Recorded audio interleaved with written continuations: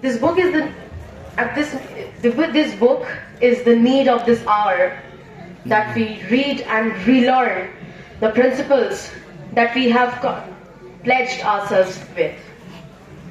50 years of the Naxalbari movement, and since then the revolutionary communist movement has seen many and many upheavals, as well as it has gone through the downward spirals, and we will see how through the zigzag patterns of upheavals as well as the downward spirals, we have not trodden back, we have not stepped back, even though there have been many, countless instances where we were confirmed we had been deviated, we were forced into maybe questioning, but we did not deviate. We have stood firm in the principles of Marxism, Leninism and Maoism.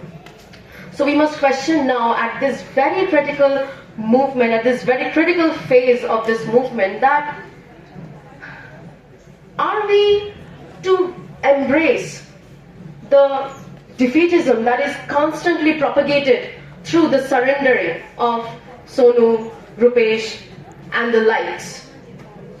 Here are 2 points that I want to elucidate. One is, yes, some individuals who will no doubt try to deviate ourselves, no doubt try to liquefy the movement, no doubt try to defeat, to infiltrate this movement with their defeatist ideological stances.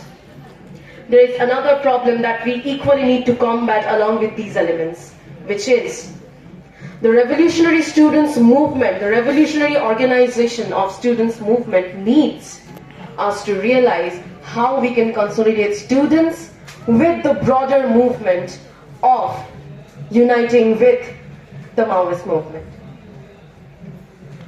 This setback that we are facing right now is mainly because how this surrender is not just the workings of a few individuals who had just decided that they cannot go on forward, they cannot move forward with remaining in those ranks. It was carefully orchestrated, it was very systematically orchestrated that they would first try to counter the revolutionary ideology with something very soft and mellow understanding that even living is revolutionary in itself. It is this very reason through which 250 guerrilla members were made to surrender, were made to realize, were made to understand that we need to live for ourselves. And through these deviationist views, we understand that how such doctrines have basically deviated ourselves, and it has also infiltrated in our minds that this new democratic revolution, the scientific socialism, is very utopic, but it is not. And we have seen that through the uprisings of peasant movements in Bihar with the formation of an MCC. We have seen through the Krantikari Adivasi Mahila Sangathan in their anti-liquor movements. We have seen through the Lalgarh movement in Bengal. We have seen the many countless numbers of uprisings in Dandakaranya. So the question is, what we as students should do at this critical point. I would like to also ask this as we realize that are we calling ourselves students just because we are affiliated to a particular institution? No. We are the students of the principles of Marxism, Leninism and Maoism, and it very clearly states that at every possible moment we are to combat each and every trends of liberalism, each and every trend that the state machinery tries to force feed us. It is only through the application of understanding history through dialectical materialism, to understanding that no amount of surrendering, no amount of deviating in the coercion of the state machinery is going to weaken this movement. It has not been possible 25 years ago. It has not been possible when Amit Shah declared a deadline. It has not been possible when Comrade Bashavraj attained martyrdom, and it is not possible as long as we keep standing firm in the principles that is Marxism, Leninism, and Maoism and its application, because it is scientific, it is not utopic, it is not magic, it is not a magic that is waiting to happen.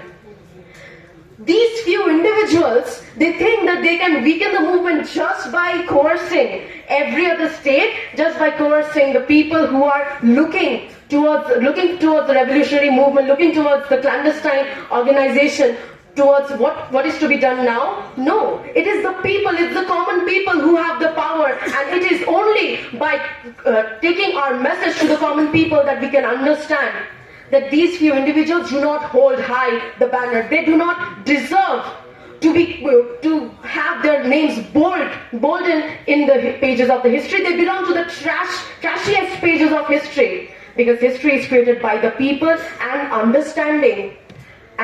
understanding the relevance of why we must combat the current state. And to understand that, first, as students, we need to make the students that we see in educational campuses, in any institution, or even in our daily lives, we need to relate their problems with ourselves. Madam, namaste. We need to relate their problems with the larger struggle, that is Operation Kagar, in the form of Operation Green Hunt or Samadhan and Prahar. In student movements, historically, we have seen that there have been many protests for basic needs, for issues, for specifically student issues that had been addressed, but then they have lost their traction. They have only stopped right there. What we need to do is we need to connect the students' issues with the broader struggle. It is the same money of the corporate Adani, Ambanis and the Lloyds that is funding the genocide at Basta. It is the same money that is changing our educational institution, that is introducing NEP 2020, that is privatizing education, that is privatizing university campuses, that is extensively propagating unsafe university campus conditions. In West Bengal, so many schools have just been closed because they could not secure funding. So many women still face campus harassment. So many people belonging from the Adivasi Dalit communities, people from Kashmir, they face anti-Islamic harassment. And these educational institutions, what do? They are nothing but exactly the mouthpiece of the state apparatus. And to break that, we need to address the issues of the students, as well as constantly remind ourselves that each and every issues we face in our daily lives is broadly connected to the revolutionary movement. It is only through destroying the semi-feudal and semi-colonial characteristic of this state that we can secure new democratic revolution. That is inevitable. It is inevitable.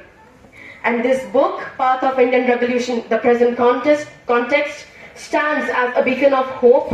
It stands excessively against the liquefying, the quote-unquote theorizing of how surrendering was a step. Surrendering was not a step, it was just cowardice. It was just plain cowardice, and they could not do it themselves. They could not do themselves alone.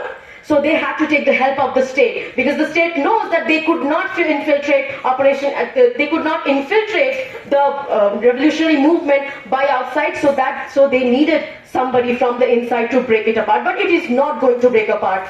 And as students, we need to understand that how our role in the revolutionary movement is to build this movement from the grassroots levels, to connect our issues, and then to connect to the broader revolutionary struggle.